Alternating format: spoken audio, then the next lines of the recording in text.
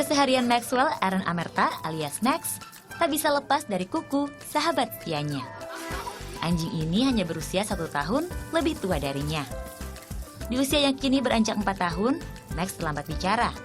Bahkan sejak lahir, dokter mendiagnosis Max mengalami gangguan spektrum autisme ringan. Anak yang memiliki keterlambatan bicara biasanya sulit berinteraksi dengan orang-orang sekitarnya, dan interaksi sosial anak dapat dirangsang, salah satunya dengan menghadirkan hewan peliharaan.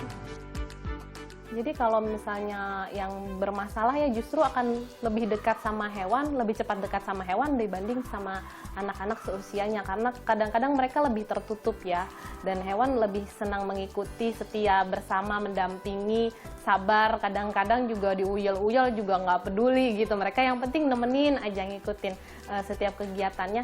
Dan jadinya si anak itu sendiri nggak merasa sendirian.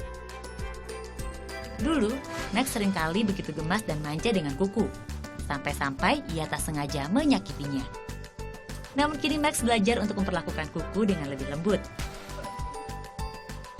Ya, kalau misalnya anak kecil kadang-kadang baru pertama kali tahu hewan makhluk hidup langsung dibejek atau apa, dia nggak seperti itu. Dia tahu cara membelainya gitu. Jadi bersikap baik sama hewan, lalu dia akan dapat feedback yang baik dan hewan itu setia ngikutin dia. Berdasarkan studi dari Universitas Missouri, hewan peliharaan dapat memperkuat keterampilan sosial anak-anak penyandang autisme.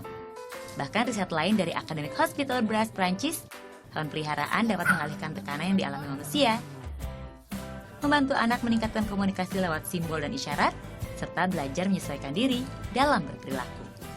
Dia bisa membiasakan diri untuk bersentuhan, berinteraksi. Paling tidak ada kepekaan yang tumbuh ketika dia berinteraksi dengan binatang tersebut begitu.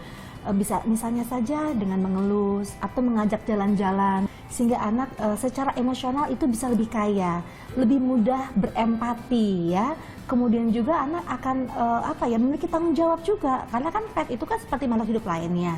Harus dikasih makan, harus dibersihkan kandangnya, bahkan mungkin ada anak yang mengajaknya bicara seperti teman.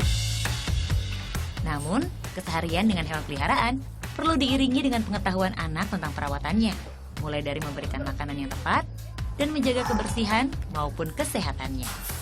Jangan lupa vaksin untuk mencegah penyakit rabies yang dapat menular dari gigitan hewan-hewan seperti anjing dan kucing.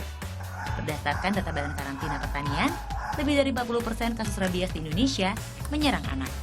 Semakin anak terlibat langsung mengasuh hewan peliharaan, makin optimal pula tumbuh kembangnya.